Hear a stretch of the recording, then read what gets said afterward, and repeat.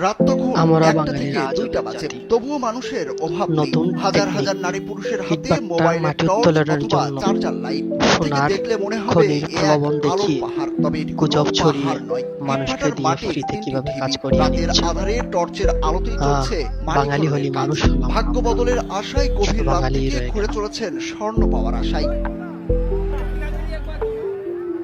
দূর দূরান্ত থেকে কেউ এসেছেন সিএনজি অটোরিকশা ভাড়া করে, কেউ বা এসেছেন মোটরসাইকেল নিয়ে।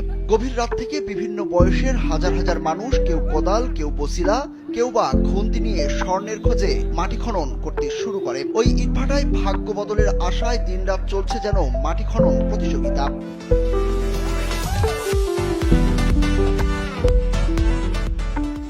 অনেকে পাচ্ছে, পাইলে এই চিল্লা না হো পাইছি, পাইলেই আপনার 3 ভরি 10 আনা, আপনার 5 ভরি এই ধরনের পাচ্ছে আর মোট মূল্য আমার মনে হয় আমি যতটুকু দেখছি এবং নিজে একটা বেচে দিছি, তো ওটা বিক্রি করা হয়েছে আপনার 3,12,000। ঠাকুরগাঁয়ের রানীশঙ্কল উপজেলার কাতিহার আরবিবি ইটভাটায় স্বর্ণের খোঁজে এভাবে মাটি খুঁড়ছেন কয়েক হাজার মানুষ। গভীর রাতে ইটভাটায় গিয়ে দেখা যায় ইটভাটাটির 3টি মাটির স্তূপে বিভিন্ন শ্রেণী পেশার মানুষের জটলাভ। ছোট শাবল নিয়ে আস্তে আস্তে মাটি খনন করে বাছাই করছে বয়স্ক, যুবক, কিশোর কিশোরী সহ বিভিন্ন বয়সী নারী পুরুষ। স্থানীয়রা জানান, গত বেশ কিছুদিন ধরে স্বর্ণের খোঁজে খনন প্রতিযোগিতা চলছে। এরই মধ্যে সোনার মোহর, কানের দুল, আংটি, মূর্তি পেয়েছেন কেউ কেউ। দু একজন স্বর্ণ পাওয়ার বিষয়টি স্বীকার করলেও অনেকেই চুপি চুপি নিয়ে যাচ্ছেন। পরে স্বর্ণকারের দোকানে বিক্রি করতে গেলে বেরিয়ে আসছে আসল খবর। এরপর জানাজানি হলে বিভিন্ন বয়সের নারী পুরুষ কোদাল, বসিলা নিয়ে ওই ভাটায় ভিড় করছেন। তাদের মধ্যে শ্রমিক শ্রেণীর মানুষই বেশি। আশেপাশের বিভিন্ন জেলা উপজেলা থেকেও ছুটে এসেছেন অনেকেই। 10 জনের মতো এখানে আসছি, মনে হয় 10টার সময় আসছি।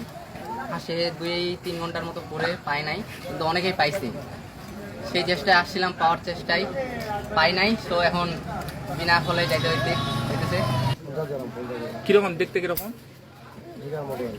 সোনার ঢিকা 50 গ্রাম মতন হইল।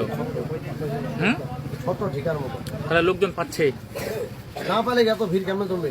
রানীশঙ্কল উপজেলা নির্বাহী কর্মকর্তা রাকিবুল হাসান জানান, বিষয়টি এরই মধ্যে জেনেছেন তিনি। কোনো ধরনের আইন শৃঙ্খলা পরিস্থিতি যেন অবনতি না হয়, সেজন্য ওই এলাকাটি সার্বক্ষণিক নজরদারিতে রাখা হয়েছে। আসলে এই বিষয়টা আমরা গিয়েছি, সেখানে কারো কাছে যে কেউ স্বর্ণ পেয়েছে এরকম তথ্য আমাদের কাছে নাই। বিভিন্ন মারফতে আমরা জানতে পেরেছি, মিডিয়া মারফত, যে সেখানে সোনার টুকরা পাওয়া গেছে। তো বিষয়টা নিয়ে আমরা সার্বক্ষণিক খোঁজ খবর রাখছি এবং ওই স্থানটার প্রতি আমরা সবসময় অবজারভেশন আছে, যাতে আইন শৃঙ্খলার কোনো অবনতি হয়।